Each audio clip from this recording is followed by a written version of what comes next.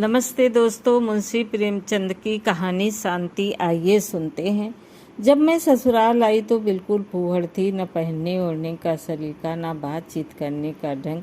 सिर उठाकर किसी से बातचीत न कर सकती थी। आंखें अपने आप झपक जाती थी। किसी के सामने जाते शर्म आती। स्त्रियों तक के सामने बिना घूंघट के झिझक होती थी। मैं कुछ हिंदी पढ़ी हुई थी, पर उपन्यास नाटक आदि के पढ़ने में आनंद न आता था। फुर्सत मिलने पर रामायण पढ़ती, उसमें मेरा मन बहुत लगता था। मैं उसे मनुष्यकृत नहीं समझती थी। मुझे पूरा विश्वास था कि उसे किसी देवता ने स्वयं रचा होगा। मैं मनुष्यों को इतना बुद्धिमान और सहृदय नहीं समझती थी। मैं दिन भर घर का कोई न कोई काम करती रहती, और कोई काम न रहता तो चरखे पर सूत काटती। अपनी बूढ़ी सास से थर थर काँपती थी। एक दिन दाल में नमक अधिक हो गया। ससुर जी ने भोजन के समय सिर्फ इतना ही कहा, नमक जरा अंदाज से डाला करो। इतना सुनते ही हृदय कांपने लगा, मानो मुझे से इससे अधिक कोई वेदना नहीं पहुंचाई जा सकती थी। लेकिन मेरा ये फूहड़पन मेरे बाबूजी को पसंद न आता था। वो वकील थे, उन्होंने शिक्षा की ऊंची से ऊंची डिग्रियां पाई थी। वो मुझ पर प्रेम अवश्य करते थे, पर उस प्रेम में दया की मात्रा अधिक होती थी। स्त्रियों के रहन सहन और शिक्षा के संबंध में उनके विचार बहुत ही उदार थे। वो मुझे उन विचारों से बहुत नीचे देखकर कदाचित मन ही मन खिन्न होते थे, परंतु उसमें मेरा कोई अपराध न देखकर हमारे रस्मों रिवाज पर झुलाते थे।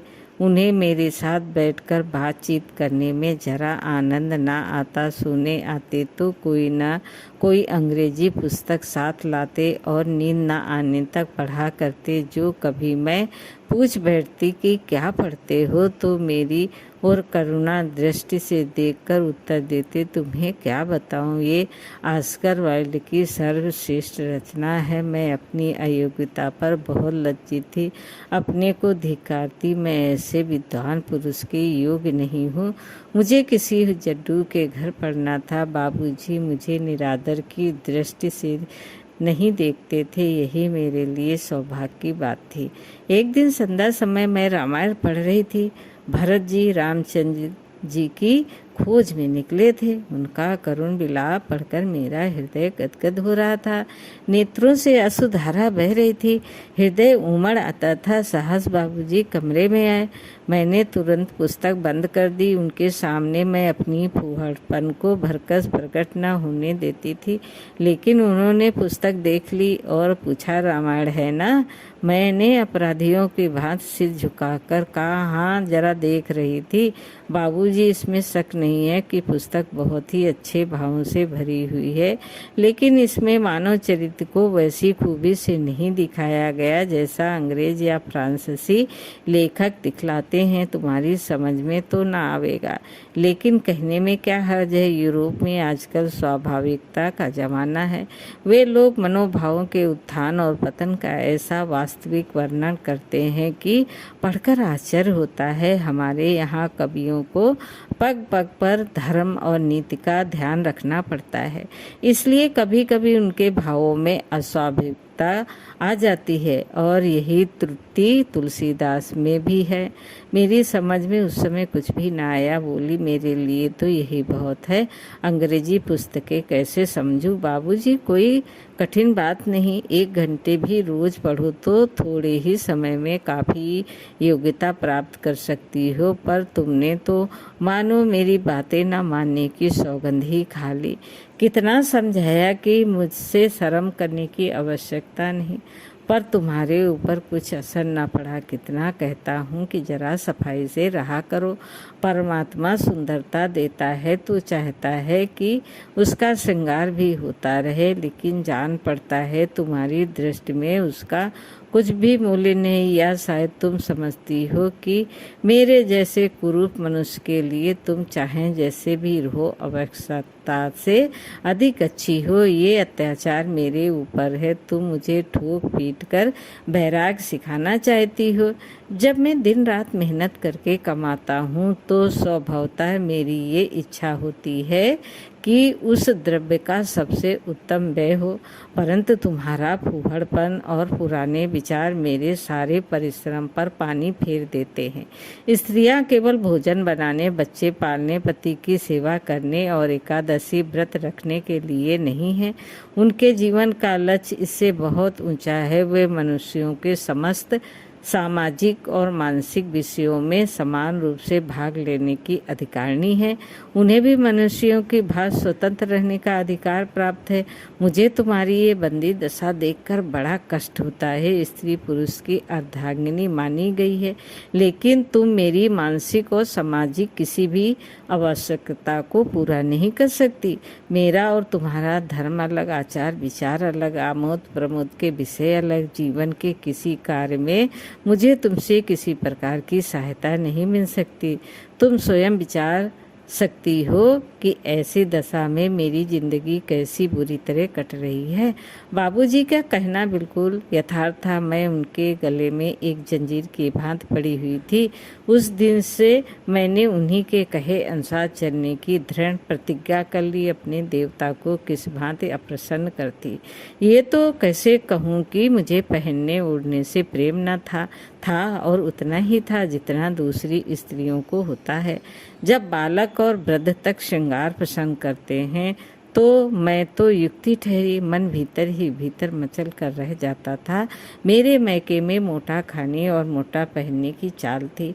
मेरी माँ और दादी हाथों से सूत काटती थी और जुलाहे से उसी सूत के कपड़े बुनवा लिए जाते थे। बाहर से बहुत कम कपड़े आते थे। मैं जरा महीन कपड़ा पहनना चाहती थी या श्रृंगार की रुचि दिखाती तो अम्मा फौरन टोकती और समझाती कि बहुत बनाव श्रृंगार भले घर की लड़कियों को शोभा नहीं देता, ऐसी आदत अच्छी नहीं। यदि कभी वो मुझे दर्पण के सामने देख लेती तो झिड़कने लगती, परंतु अब बाबूजी की जिद से मेरी ये झिझक जाती रही। मेरी सास और नंदे मेरे बनाव श्रृंगार पर नाक भौं सिकोड़ती, पर मुझे अब उनकी परवाह न थी। बाबूजी की प्रेम परिपूर्ण दृष्टि के लिए मैं लड़कियां भी सह सकती थी। अब उनके और मेरे विचारों में समानता आती जाती थी। वो अधिक प्रसन्न जान पड़ते थे। वो मेरे लिए फैशनेबल साड़ियाँ, सुंदर जैकेटें, चमकते हुए जूते और कामदार स्लीपरें लाया करते, पर मैं उन वस्तुओं को धारण कर किसी के सामने न निकलती। ये वस्त्र केवल बाबूजी के ही सामने पहनने के लिए रखे थे। मुझे इस प्रकार बनी ठनी देखकर उन्हें बड़ी प्रसन्नता होती थी। स्त्री अपने पति की प्रसन्नता के लिए क्या नहीं कर सकती। अब घर के कामकाज से मेरा अधिक समय बनाव श्रृंगार तथा पुस्तक अवलोकन में ही बीतने लगा। पुस्तकों से मुझे प्रेम होने लगा था। यद्यपि अभी तक मैं अपने सास ससुर का लिहाज करती थी। उनके सामने बूट और गाउन पहनकर निकलने का मुझे साहस न होता था, पर मुझे उनकी शिक्षापूर्ण बातें न भाती थी। मैं सोचती, जब मेरा पति सैकड़ों रुपए महीने कमाता है तो घर में चेरी बनकर क्यों रहूं? यूँ अपनी इच्छा से चाहे जितना काम करूं, पर वे लोग मुझे आज्ञा देने वाले कौन होते हैं? मुझ में आत्माभिमान की मात्रा बढ़ने लगी। यदि अम्मा मुझे कोई काम करने को कहती तो मैं अदबदाकर टाल जाती। एक दिन उन्होंने कहा, सवेरे के जलपान के लिए कुछ दालमोट बना लो। मैं बात अनसुनी कर गई। अम्मा ने कुछ देर तक मेरी राह देखी, पर जब मैं अपने कमरे से न निकली तो उन्होंने गुस्सा हो गया। वो बड़ी ही चिड़चिड़ी प्रकृति की थी। तनिक सी बात पर तुनक जाती थी। उन्हें अपनी प्रतिष्ठा का इतना अभिमान था कि मुझे बिल्कुल लौंडी समझती थी। हाँ, अपनी पुत्रियों से सदैव नम्रता से पेश आती। बल्कि मैं तो ये कहूँगी कि उन्हें सिर चढ़ा रखा था। वो क्रोध में भरी हुई मेरे कमरे के द्वार पर आकर बोली, तुमसे मैंने दाल मोट बनाने को कहा था, बनाया? मैं कुछ रुष्ट होकर बोली, अभी फुर्सत नहीं मिली। अम्मा, तो तुम्हारी जान में दिन भर पड़े रहना ही बड़ा काम है। ये आजकल तुम्हें हो क्या गया है? किस घमंड में हो? क्या ये सोचती हो कि मेरा पति कमाता है तो मैं काम क्यों करूं? इस घमंड में न भूलना, तुम्हारा पति लाख कमाए लेकिन घर में राज मेरा ही होगा। आज वो 4 पैसे कमाने लगा है तो तुम्हें मालकिन बनने की हवस हो रही है, लेकिन उसे पालने पोसने तुम नहीं आई थी। मैंने ही उसे पढ़ा लिखा कर इस योग बनाया। वो कल की छोकरी और अभी से ये गुमान। मैं रोने लगी, मुंह से एक बात न निकली। बाबूजी उस समय ऊपर कमरे में बैठे कुछ पढ़ रहे थे। ये बातें उन्होंने सुनी, उन्हें बड़ा कष्ट हुआ। रात को जब वो घर आए तो बोले, देखा तुमने, आज अम्मा का क्रोध ही अत्याचार है जिससे स्त्रियों को अपनी जिंदगी पहाड़ मालूम होने लगती है। इन बातों से हृदय में कितनी वेदना होती है इसका जानना असंभव है। जीवन भर हो जाता है, हृदय जंजर हो जाता है और मनुष्य की आत्म उन्नत उसी प्रकार रुक जाती है जैसे जल, प्रकाश और वायु के बिना पौधे सूख जाते हैं। हमारे घरों में ये बड़ा अंधेर है। अब मैं उनका पुत्र ही ठहरा उनके सामने मुंह नहीं खोल सकूंगा। मेरे ऊपर उनका बहुत बड़ा अधिकार है, अतएव उनके विरुद्ध एक शब्द भी कहना मेरे लिए लज्जा की बात होगी। और यही बंधन तुम्हारे लिए भी है। यदि तुमने उनकी बातें चुपचाप न सुन ली होती तो मुझे बहुत ही दुख होता। कदाचित मैं विष खा लेता। ऐसी दशा में 2 ही बातें संभव हैं, या तो सदैव उनकी घुड़कियां झिड़कियों को सहे जाओ या अपने लिए कोई दूसरा रास्ता ढूंढो। अब इस बात की आशा करना कि अम्मा के स्वभाव में कोई परिवर्तन होगा बिल्कुल भ्रम है। बोलो, तुम्हें क्या स्वीकार है? मैंने डरते डरते कहा, आपकी जो आज्ञा हो वो करें। अब कभी न पढ़ूंगी लिखूंगी और जो कुछ वो कहेंगी वही करूंगी। यदि वो इसी में प्रसन्न है तो यही सही। मुझे पढ़ लिख कर क्या करना है बाबूजी, पर ये मैं नहीं चाहता। अम्मा ने आज आरंभ किया है, अब रोज बढ़ती ही जाएंगी। मैं तुम्हें जितनी ही सभ्य तथा विचारशील बनाने की चेष्टा करूंगा उतना ही उन्हें बुरा लगेगा और उनका गुस्सा तुम्हीं पर उतरेगा। उन्हें पता नहीं कि जिस आबो हवा में उन्होंने अपनी जिंदगी बिताई है वो अब नहीं रही। विचार स्वतंत्रताएं और समय अनुकूलता उनकी दृष्टि में अधर्म से कम नहीं। मैंने ये उपाय सोचा है कि किसी दूसरे शहर में चलकर अपना अड्डा जमाऊं। मेरी वकालत भी यहाँ नहीं चलती, इसलिए किसी बहाने की भी आवश्यकता न पड़ेगी। मैं इस तजवीज़ के विरुद्ध कुछ न बोली। यद्यपि मुझे अकेले रहने से भय लगता था, तथापि वहाँ स्वतंत्र रहने की आशा ने मन को प्रफुल्लित कर दिया। उस दिन से अम्मा ने मुझसे बोलना छोड़ दिया। बहरियों, पड़ोसियों और नंदों के आगे मेरा परिहास किया करती। ये मुझे बहुत बुरा मालूम होता था। इसके पहले यदि वो कुछ भली बुरी बातें कह लेती तो मुझे स्वीकार था। मेरे हृदय से उनकी मान मर्यादा घटने लगी। किसी मनुष्य पर इस प्रकार कटाक्ष करना उसके हृदय से अपने आदर को मिटाने के समान है।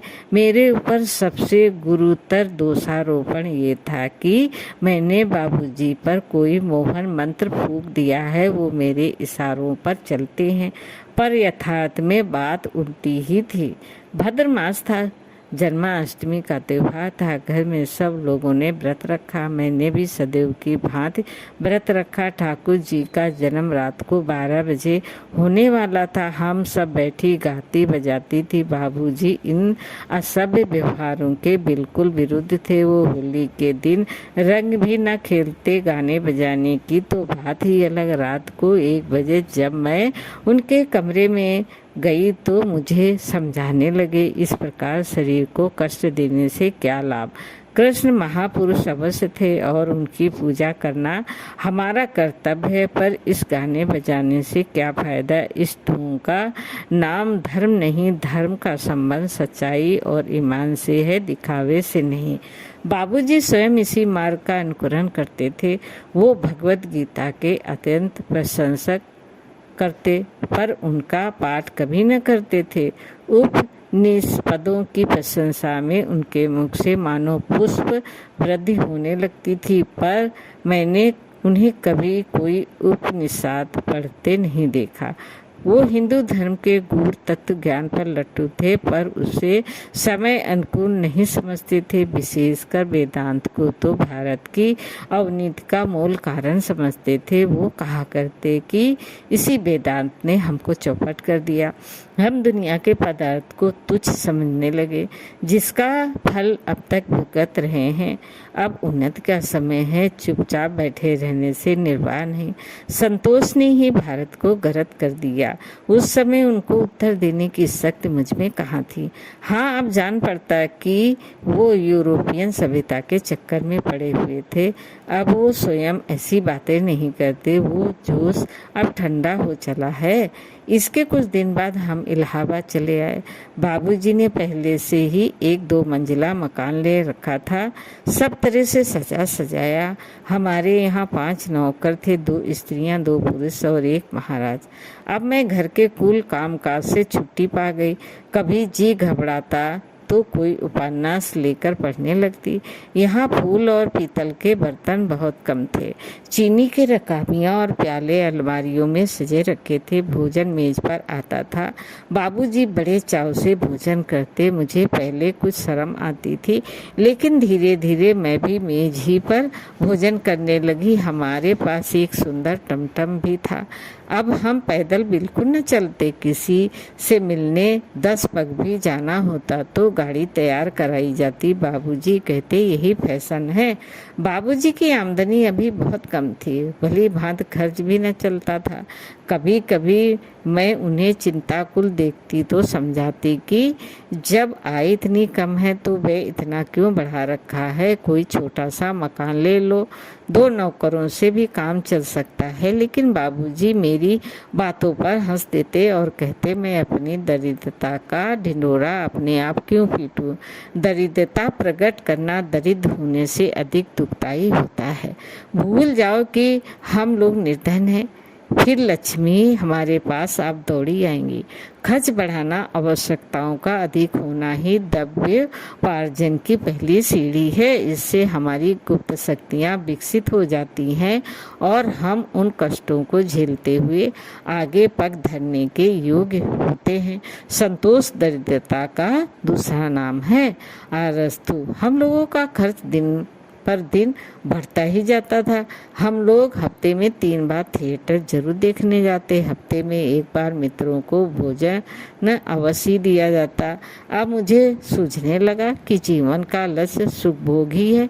ईश्वर को हमारी उपासना की इच्छा नहीं, उसने हमको उत्तम उत्तम वस्तुएं भोगने के लिए ही दी है।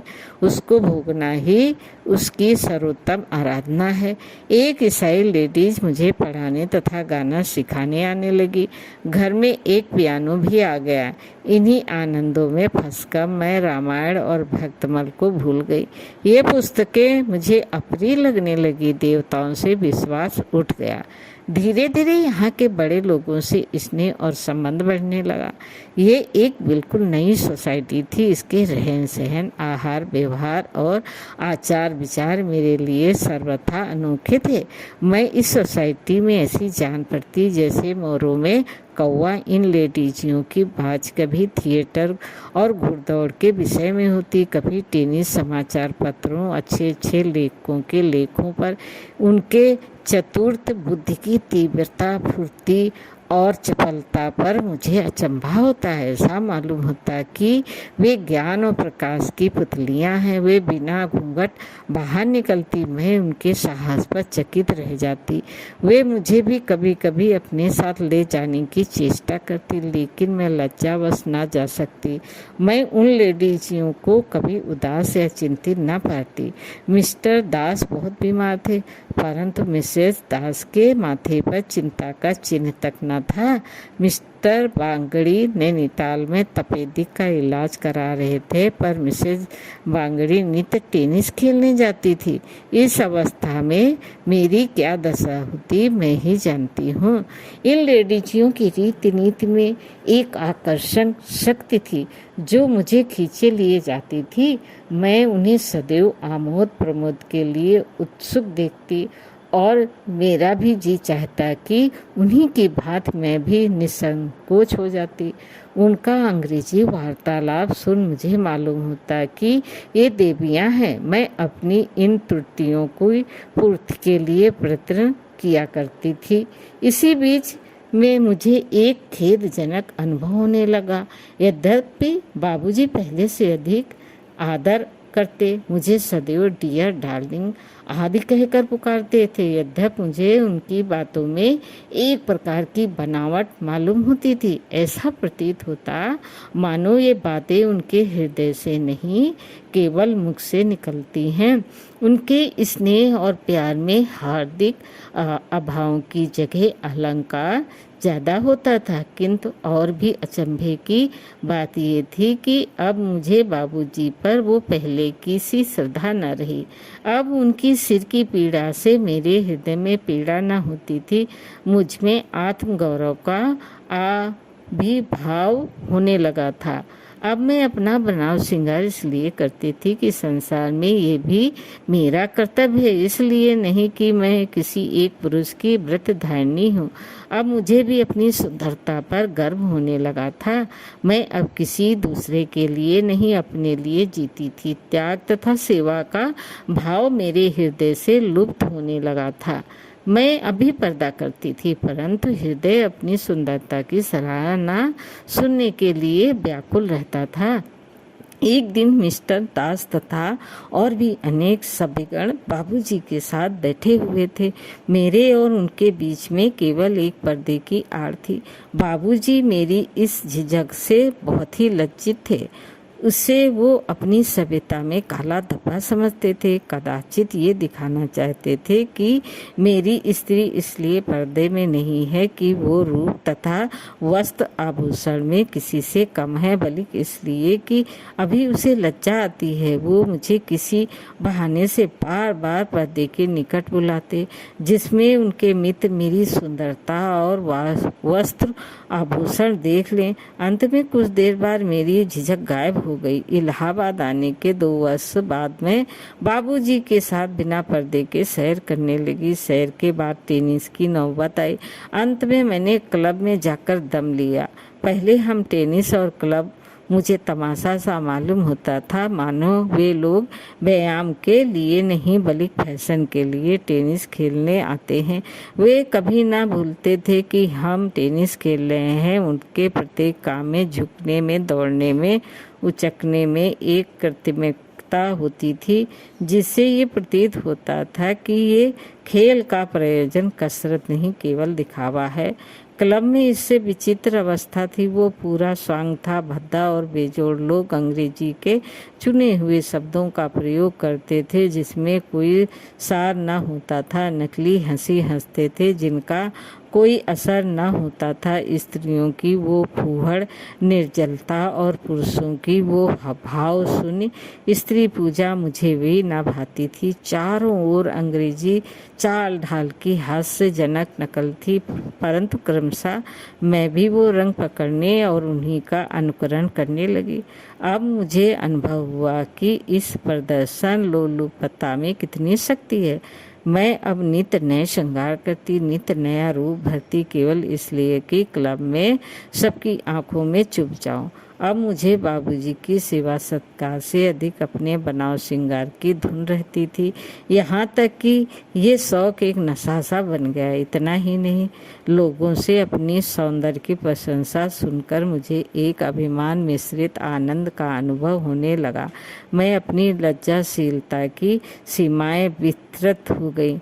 वो दृष्टिपात जो कभी मेरे शरीर के प्रत्येक रोइयों को खड़ा कर देता और वो हास्य कटाक्ष जो कभी मुझे विष खा लेने को प्रस्तुत कर देता, उनसे अब मुझे एक उन्मादपूर्ण हर्ष होता था। परंतु जब कभी मैं अपनी अवस्था पर आंतरिक दृष्टि डालती तो मुझे बड़ी घबराहट होती थी। ये नाव किस घाट लगेगी। कभी कभी इरादा करती कि क्लब न जाऊं, परंतु समय आते ही फिर तैयार हो जाती। मैं अपने बस में न थी। मेरी संकल्पनाएं निर्बल हो गई थी। 2 वर्ष और बीत गए और अब बाबूजी के स्वभाव में एक विचित्र परिवर्तन होने लगा।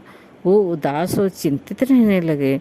मुझसे बहुत कम बोलते, ऐसा जान पड़ता कि उन्हें कठिन चिंता ने घेर रखा है या कोई बीमारी हो गई। मुंह बिल्कुल सूख रहा रहता था। तनिक तनिक सी बात पर नौकरों से झल्लाने लगते और बाहर बहुत कम जाते। अभी एक ही माह पहले वो 100 काम छोड़कर क्लब अवश्य जाते थे, वहाँ गए बिना उन्हें कल न पड़ती थी। अब अधिकतर अपने कमरे में आराम कुर्सी पर लेटे हुए समाचार पत्र और पुस्तकें देखा करते थे। मेरी समझ में न आता था कि क्या बात है। एक दिन बड़े जोर का बुखार आया, दिन भर बेहोश रहे, परंतु मुझे उनके पास बैठने में अनुकूल सा लगता था। मेरा जी एक उपन्यास में लगा हुआ था। उनके पास जाती थी और पल भर में फिर लौट आती। ट्रेनिंग का समय आया तो दुविधा में पड़ गई कि जाऊं या न जाऊं। देर तक मन में ये संग्राम होता रहा। अंत को मैंने यही निर्णय किया कि मेरे यहाँ रहने से वो कुछ अच्छे तो हो नहीं जाएंगे, इससे मेरा यहाँ बैठे रहना बिल्कुल निरर्थक है। मैं बढ़िया वस्त्र पहने और रॉकेट लेकर क्लब घर जा पहुँची। वहाँ मैंने मिसेस दास और मिसेस बागची से बाबूजी की दशा बताई और सजल नेत्र चुपचाप बैठी रही। जब सब लोग कोर्ट में जाने लगे और मिस्टर दास ने मुझसे चलने को कहा तो मैं ठंडी आ भरकर कोर्ट में जा पहुंची और खेलने लगी। आज से 3 वर्ष पूर्व बाबूजी को इसी प्रकार बुखार आ गया था। मैं रात भर उन्हीं पंखा झालती रही। हृदय व्याकुल था और यही चाहता था कि इनके बदले मुझे बुखार आ जाए, परंतु वो उठ बैठे। पर अब हृदय तो स्नेह शून्य हो गया था, दिखावा अधिक था। अकेले रोने की मुझमें क्षमता न रह गई थी। मैं सदैव की भांति रात को 9 बजे लौटी। बाबूजी का जी कुछ अच्छा जान पड़ा। उन्होंने मुझे केवल दबी दृष्टि से देखा और करवट बदल ली, परंतु मैं लेटी तो मेरा हृदय मुझे अपनी स्वार्थपरता और प्रमोद शक्ति पर धिक्कारता। मैं अब अंग्रेजी उपन्यासों को समझने लगी। हमारी बातचीत अधिक उत्कृष्ट और आलोचनात्मक होती थी। हमारा सभ्यता का आदर्श अब बहुत ही ऊंचा हो गया था। हमको अब अपनी मित्र मंडली से बाहर दूसरों से मिलने जुलने में संकोच होता था। हम अपने से छोटी श्रेणी के लोगों से बोलने में अपना अपमान समझते थे, नौकरों को अपना नौकर समझते थे और बस हमको उनके निजी मामलों में कुछ मतलब न था। हम उनसे अलग रहकर उनके ऊपर अपना जोर जमाए रखना चाहते थे। हमारी इच्छा ये थी कि वो हम लोगों को साहब समझे। हिंदुस्तानी स्त्रियों को देखकर मुझे उनसे घृणा होती थी, उनमें शिष्टता न थी। खैर बाबूजी का जी दूसरे दिन भी न संभला। मैं क्लब न गई, परंतु जब लगातार 3 दिन तक उन्हें बुखार आता गया और मिसेस दास ने बार बार एक नर्स बुलाने का आदेश किया तो मैं सहमत हो गई। उस दिन से रोगी की सेवा शुश्रूषा से छुट्टी पाकर बड़ा हर्ष हुआ। यद्यप 2 दिन में क्लब न गई थी, परंतु मेरा जी वहाँ लगा रहता था। बल्कि अपने भीरुत पूर्ण त्याग पर क्रोध भी आता था। एक दिन तीसरे पहर में कुर्सी पर लेटी हुई थी, अंग्रेजी पुस्तक पढ़ रही थी। अचानक मन में ये विचार उठा कि बाबूजी का बुखार असाध्य हो जाए तो, पर इस विचार से लेस मात्र भी दुख न हुआ। मैं इस शोक में कल्पना का मन ही मन आनंद उठाने लगी। Mrs Das, Mrs Naidu, Mrs Srivastava, Mrs Khare, Mrs Saranga अवश्य मातम पुरसी करने आवेंगी। उन्हें देखते ही मैं सजल नेत्र हो उठूंगी और कहूँगी, बहनों मैं लुट गई, हाय मैं लुट गई। अब मेरा जीवन अंधेरे रात के भयावह वन या शमशान के दीपक के समान है, परंतु मेरी अवस्था पर दुख न प्रकट करो। मुझ पर जो पड़ेगी उसे मैं उस महान आत्मा के मुझ के विचार से सह लूँगी। मैं इस प्रकार मन में एक शोकपूर्ण व्याख्यान की रचना कर डाली, यहाँ तक कि अपने उस वस्त्र के विषय में भी निश्चय कर लिया जो मृतक के साथ शमशान जाते समय पहनूंगी। इस घटना की शहर भर में चर्चा हो जाएगी। सारे कंटोनमेंट के लोग मुझे संवेदना के पत्र भेजेंगे। तब मैं उनका उत्तर समाचार पत्रों में प्रकाशित करा दूंगी कि मैं प्रत्येक शोक पत्र का उत्तर देने में असमर्थ हूँ।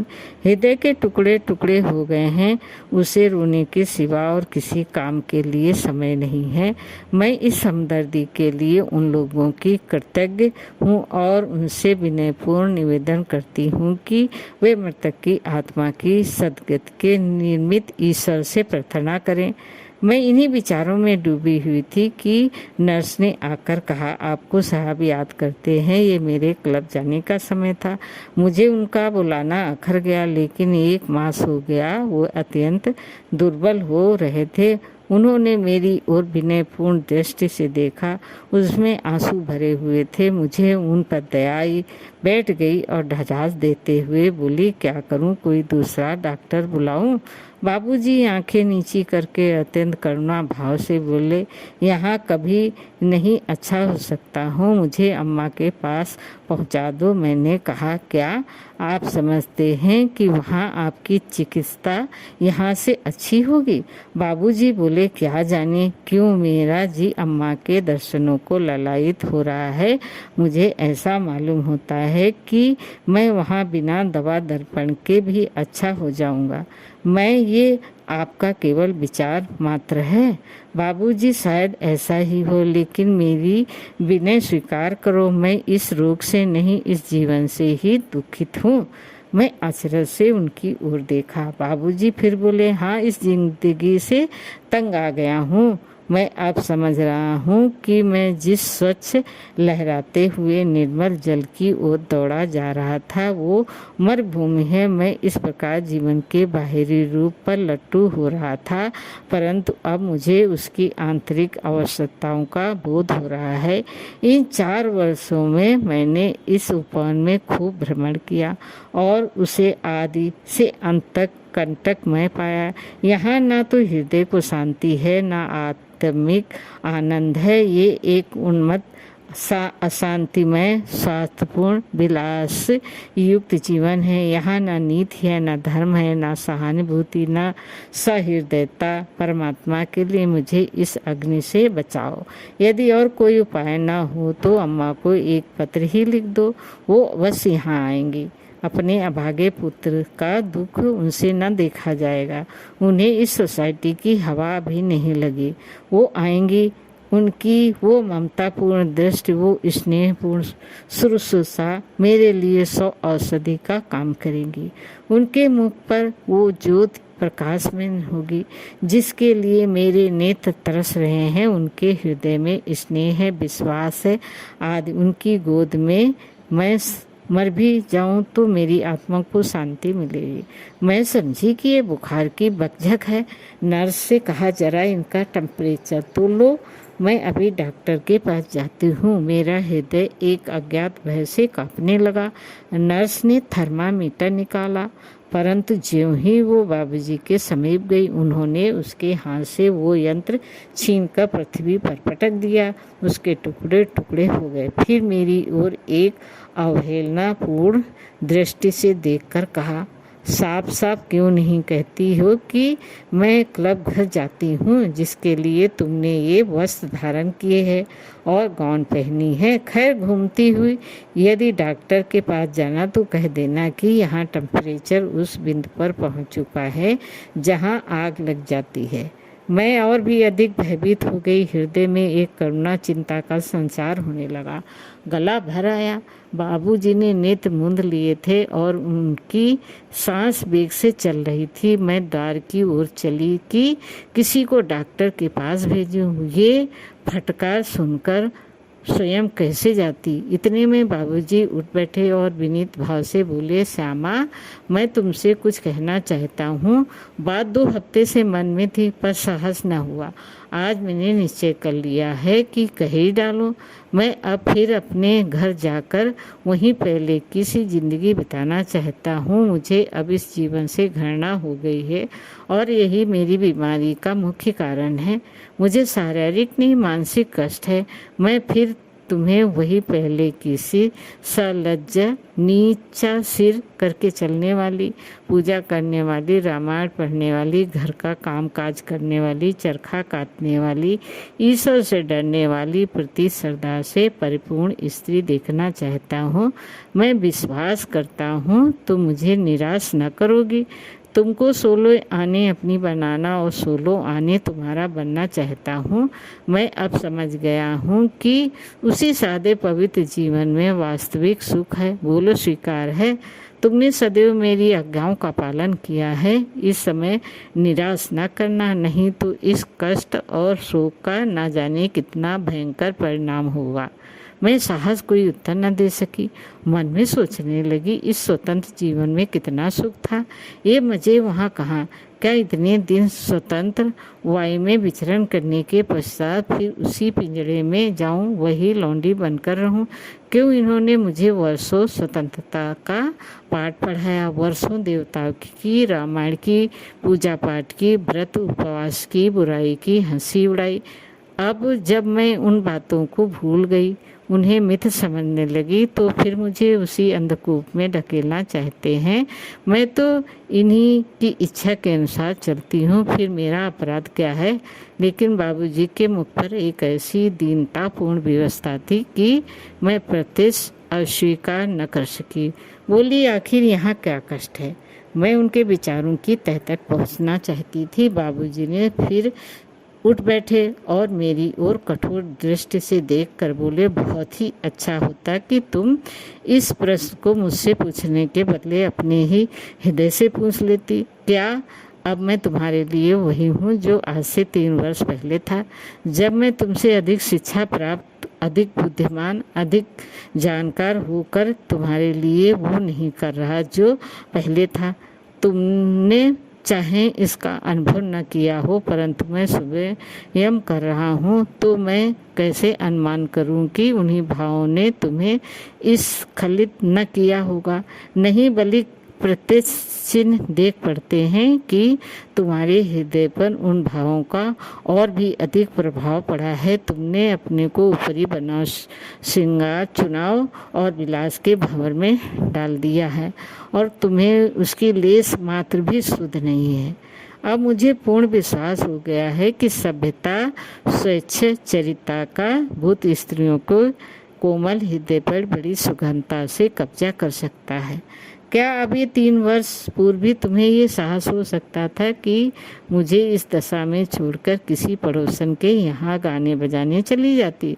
मैं बिछौने पर रहता और तुम किसी के घर जाकर कपोले करती। स्त्रियों का हृदय अधिकाय प्रिय होता है, परंतु इस नवीन अधिकाय के बदले मुझे वो पुराना अधिकाय कहीं ज़्यादा पसंद है।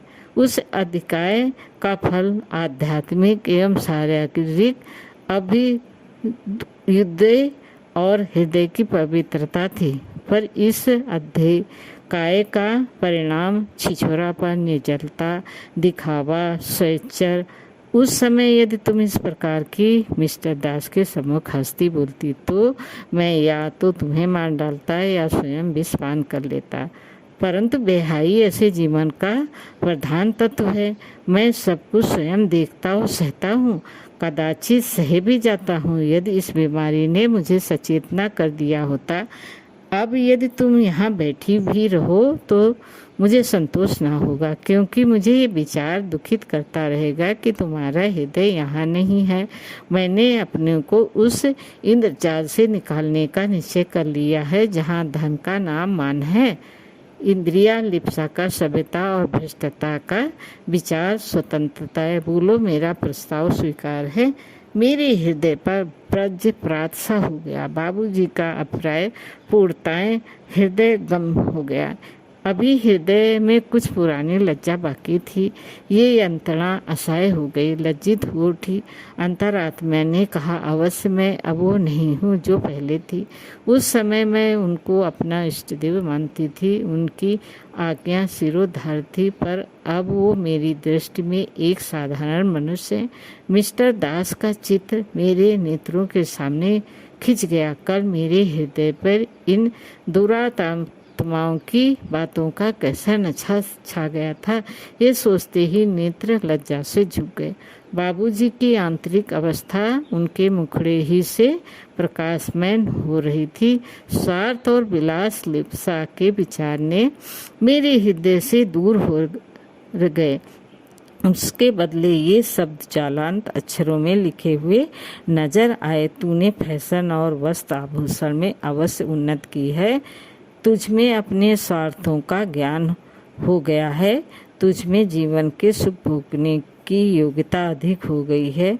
तू अब अधिक गर्मणी, दृढ़ हृदय और शिक्षा संपन्न भी हो गई है, लेकिन तेरी आत्मिक बल का विनाश हो गया क्योंकि तू अपने कर्तव्य को भूल गई। मैं दोनों हाथ जोड़कर बाबूजी के चरणों पर गिर पड़ी, कंठ रुध गया। एक शब्द भी मुँह से न निकला। असुधरा बह चली।